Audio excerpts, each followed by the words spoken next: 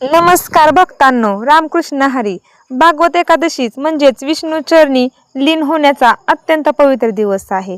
तुम्हाला माहिती आहे का, आपण प्रत्येक एकादशी खूप मनाने भावाने मानतो करतो. पण तुम्हाला माहिती आहे का, या दिवशी काय केल्याने काय होते? पण तुम्हाला माहित आहे का, या एकादशीला एक खास पानाचा मान आहे. या पानाच्या एका छोट्याशा उपायाने तुमच्या आयुष्यातील पैशाची चणचण, घरातल्या साडेसाती, घरातली भांडणे आणि आरोग्याच्या समस्या कायमच्या दूर होतात. असे कोणते पान आहे ज्याच्याशिवाय विष्णुपूजा अपूर्ण मानली जाते?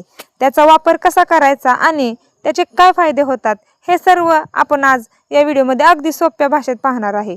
जर तुम्ही चॅनलवर नवीन असाल तर आताच सबस्क्राईब करा, कारण आजची ही माहिती तुमचे नशीब बदलू शकते.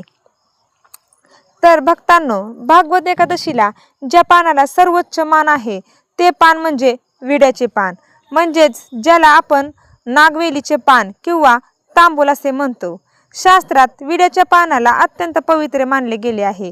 समुद्र मंथनाच्या वेळी जे 14 रत्न निघाले त्यापैकी एक नागवेलीचे पान होते असे मानले जाते. या पानाच्या अग्रभागी म्हणजेच टोकावर महालक्ष्मी, मध्यभागी सरस्वती आणि देठात शिवजींचा वास असतो. म्हणूनच भागवत एकादशीला भगवान विष्णू आणि माता लक्ष्मीला हे पान अर्पण केल्याने अखंड सौभाग्याचा आशीर्वाद मिळतो. विड्याच्या पानाचा उपयोग कसा करावा हे सुद्धा मी तुम्हाला सविस्तर सांगणार आहे. एकादशीच्या पूजेचे प्रात्यक्षिक दाखवण्यासाठी विष्णूच्या मूर्तीसमोर विड्याचे पान कसे ठेवावे हे व्हिडिओमध्ये तुम्हाला मी सांगणार आहे. तर आता पाहूया की या पवित्र विड्याच्या पानाचा उपयोग एकादशीच्या दिवशी कसा करायचा. याचे 3 सोपे नियम आणि पद्धत आहे. तर पहिली पद्धत अशी आहे की पूजा करताना एकादशीच्या दिवशी सकाळी स्नान करून विष्णूची पूजा करताना 2 ताजी विड्याची पाने घ्या. पाने कुठेही फाटलेली नसावीत. या पानांवर चंदनाचे श्री किंवा ओम लिहा. त्यावर 1 सुपारी आणि 1 रुपयाचे नाणे ठेवून ते भगवान विष्णू आणि माता लक्ष्मीच्या चरणावर अर्पण करा. आता माहिती दुसरी पद्धत, तांबूल नैवेद्य. भगवान विष्णूंना नैवेद्य दाखवल्यानंतर विड्याचे पान, लवंग, इलायची आणि कात घालून चुना न लावता तांबूल बनवा आणि तो विष्णूंना अर्पण करा. तिसरी पद्धत, तिजोरीचा उपाय. पूजेमध्ये ठेवलेले हे विड्याचे पान आणि नाणे एकादशी संपल्यावर दुसऱ्या दिवशी द्वादशीला लाल कपड्यात बांधून तुमच्या तिजोरीत ठेवा. हे केल्याने काय होईल? आता तुमच्या मनात प्रश्न आला असेल की हा उपाय केल्याने नक्की काय होणार आहे, ह्याचा काय फायदा आहे, फळ मिळेल का?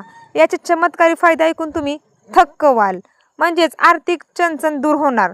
पहिलं, आर्थिक चणचण तुमची कायमची दूर होणार.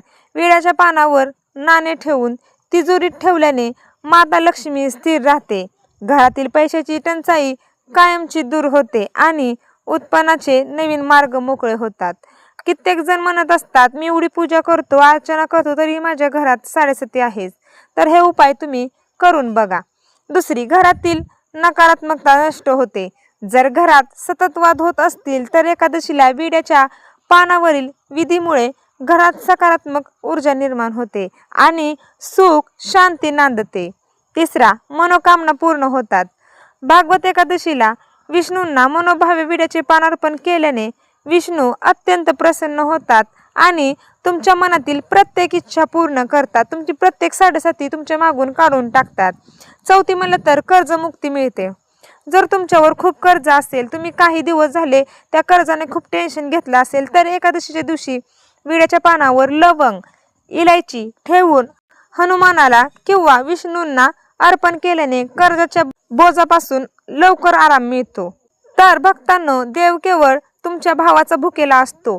या भागवत एकादशीला हा विड्याच्या पानाचा छोटासा आणि सोपा उपाय नक्की करून पहा आणि विष्णूची अथांग कृपा मिळवा. मनापासून केलेले प्रत्येक पूजा प्रत्येक फळ देत असते. तुम्हाला आजची ही माहिती कशी वाटली मला कमेंट करून नक्की सांगा.